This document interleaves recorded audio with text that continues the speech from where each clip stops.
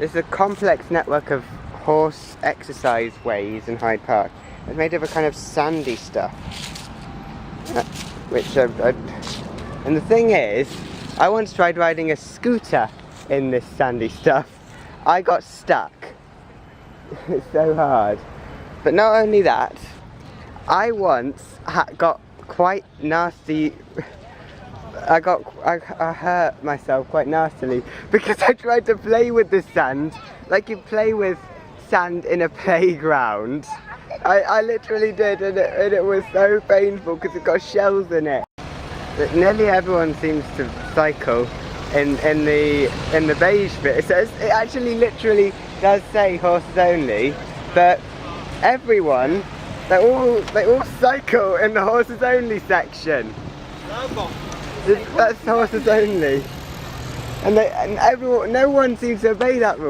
So then let me show you this absolutely stupid, pointless cycleway. So it comes off the main cycleway here, and it goes down here, just vaulting that fence, because the cyclists can be very inconsiderate. This goes down here, around the corner,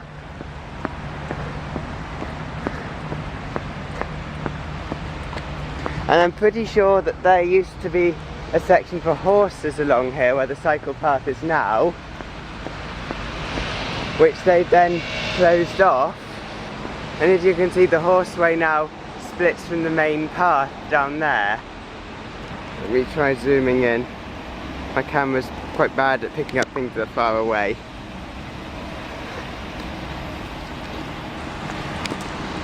And so then this cycleway merges onto this main cycleway. Now look round here.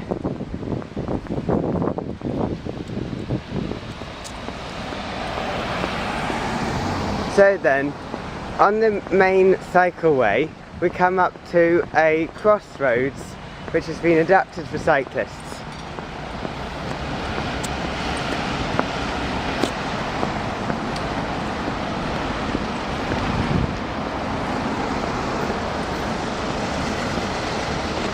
And basically here, what you have is basically it's a rather strange and complex system where the cyclists, if they're going straight on, they go into the road. If they're turning right, they go across the road. And so they come in here, and when there is a green light for cars, they go straight on. They're allowed to go straight on. When there's a green man for pedestrians, they can turn right here. So when this light's green, they go straight on. When that light's green, they turn right. And this is for going that way. And then this is for turning left. But because of that path there, this is absolutely pointless. There's no point to this stubby little section of cycleway whatsoever if you have that one. They really should probably get rid of that one, because then cyclists can just go around here. I think it was really silly building that little section of cycleway. It's a really stupid, pointless little cycleway in Hyde Park. Hyde Park does have something you don't get much in England, which is high turnstiles. We always associate these with New York City, especially for exiting the park when it's closed. Sometimes the best places to people watch in Hyde Park can be from on top of the mounting blocks. These were installed so that if anyone riding here happened for any reason to dismount, so they'd get on easily. So these can be quite good places to people watch. So here you mostly have traffic because this is Bayswater Road on the north side. So those are the first 3 horses I've seen here today. I'm gonna just do some more people watching. How 49 seconds, and my image quality, my focus on the camera's gone down really badly. Oh, I managed to refocus it. It's weird. And just like stand on these mounting blocks, it gives you kind of apart feeling. It's nice to people watch from on here. Some people on horseback. And you can kind of, at about here, you can hear, because a lot of people often they cross the horse rides without looking up from anything they're doing on their mobile phone, for example. They just don't look, they just cross without looking, which isn't particularly safe. And you can kind of at some point hear the difference in that when they go onto this kind of sandy stuff, it gets much quieter.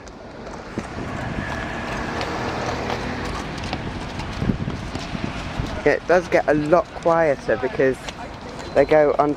It does get a lot quieter on the sand. You can't really hear them. You can't really hear them coming, especially if they're going fast.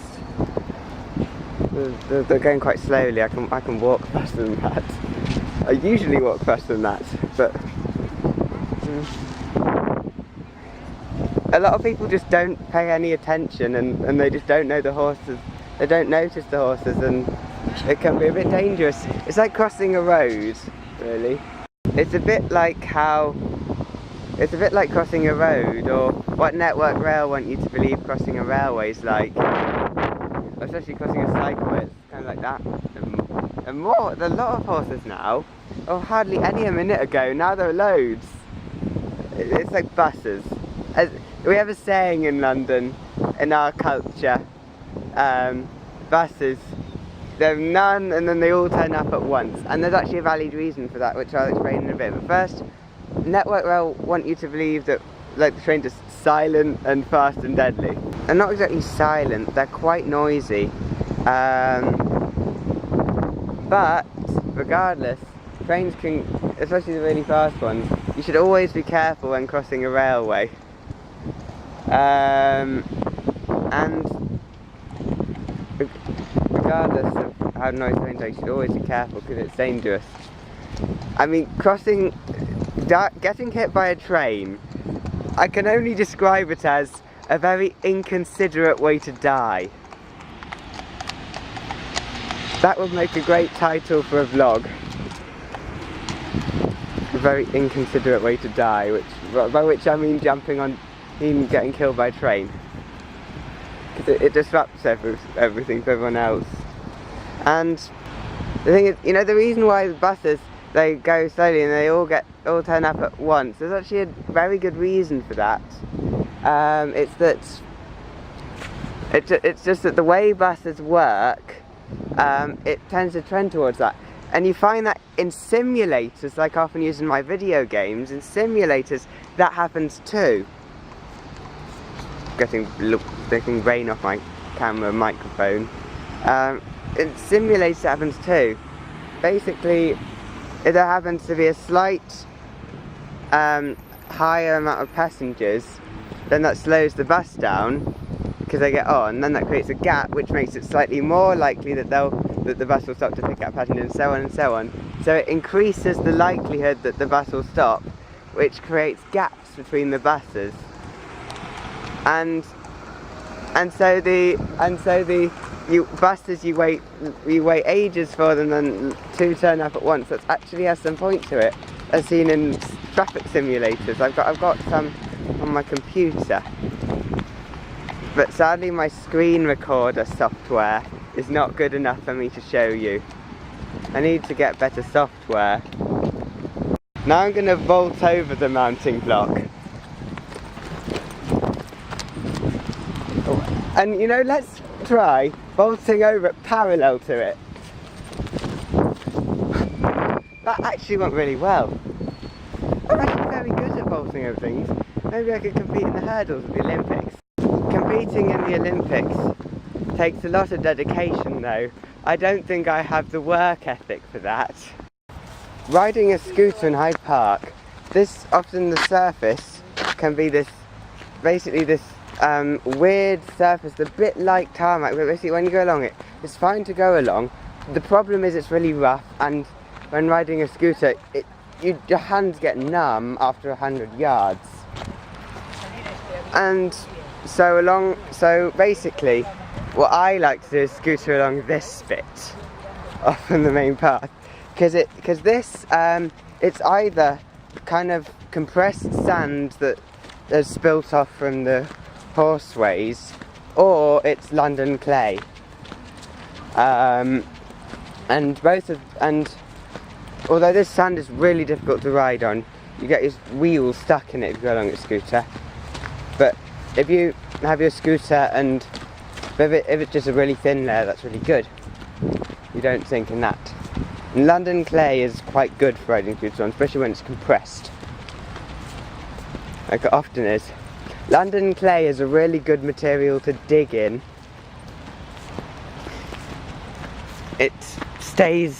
Generally, if you dig in London clay, it can stay hard for nearly an hour before you have to put a metal shield on it, which means that which is why they managed to build so many tube tunnels under London, because if by some happening they happen to run out of shields, then they could just they had nearly an hour to get new ones done really quickly. So it caved in, that would be a disaster.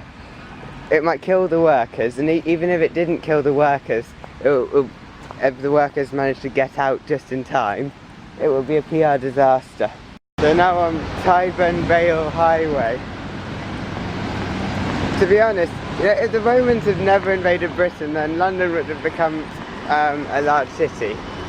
So we might have Tyburn Thames District Council or something like that. This lamppost put the manhole cover Matesco Electricity Service.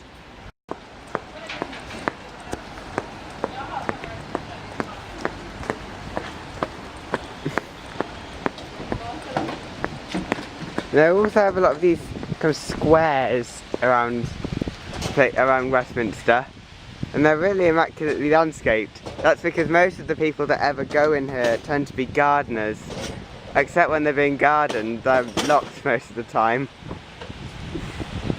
CE Lifts. Oh, Generic Lift Company, no! This is actually an anti-clockwise roundabout. Now the houses along here are really posh and exclusive, and so you've got 3 roads just servicing this terrace of houses on Bayswater Road. There's Bayswater Road, which is where the main entrance is,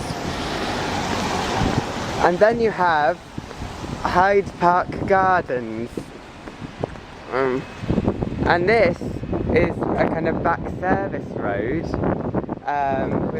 These originally mostly tradesmen's entrances, and it seems that this road has the Embassy of Sri Lanka on it. If you can't make out the flag, it's the flag of Sri Lanka. These are mostly entrances to apartment buildings, because a lot of them have been converted into apartment buildings, which still cost millions of pounds to buy a flat in. I looked up, one of these houses along Bayswater Road here was in the top 10 most expensive houses in Britain, listed on Rightmove last time I looked it up, although that was a few years back. So it might have changed since then, they might have sold it. I mean, they still sell these houses for ridiculous sort of like £25 million. Like, ridiculous amounts of money, and they still manage to get them sold. This is Embassy of Sri Lanka. And then, despite already having one service road, through here you have the Mews, which is just here. It's another service road for these houses. They had so many, 2 service roads to serve the houses on Bayswater Road. They were really exclusive when they were built. This was the Mews. The middle one, the Gardens. The first service road is the Gardens. It's called the Gardens because most of the time when they build these houses, that's not a road. That's the garden of the house. The gardens of the houses. So then, that's where the noise is coming from. It's this man in the high vis he's got an FX4 and he's blowing leaves away from it. That's where the noise is coming from. But instead of back gardens, they had a service road and front gardens. And then here, the service gardens were to set them back from the road, which still centuries ago was already quite busy, because before the A40 was built, this is the main road from London to Oxford. This morning I had some coffee, and basically they gave me a discount on some bread to upgrade from a small, which I'm usually have, to a medium. And even after that, they then swindled me out of 5 shillings.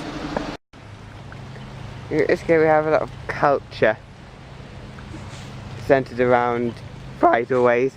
Basically, there are places in Great Biscay which you can't get to by car. There's no road. You can generally get everywhere on some form of public transport. You can transport. It might be a cable car or funicular if it's in the mountains. It might be a railway going to a tunnel or somewhere. Often places can be accessed by some form of rail-based public transport, but not in a car. But because there was a time before railways were invented, you can generally get everywhere on foot or on horseback. And so often in these places the railways can only run they can only a train every 3 hours. If it's a cable car, it's generally more frequent, and often if it's a cable car, they now operate a push button system with lift logic that's essentially like a lift. Often they cycle. Often you can see both modes coming up and down on bridleways that go to these towns. And basically, one thing is that cycling in Great Biscay, in Britain cycling is not considered a mode of transport, it's considered sport. In Great Biscay, cycling is considered a mode of transport. And so, to a certain extent, especially in the countryside, in really remote areas, is riding a horse. Still considered a mode of transport rather than a sport.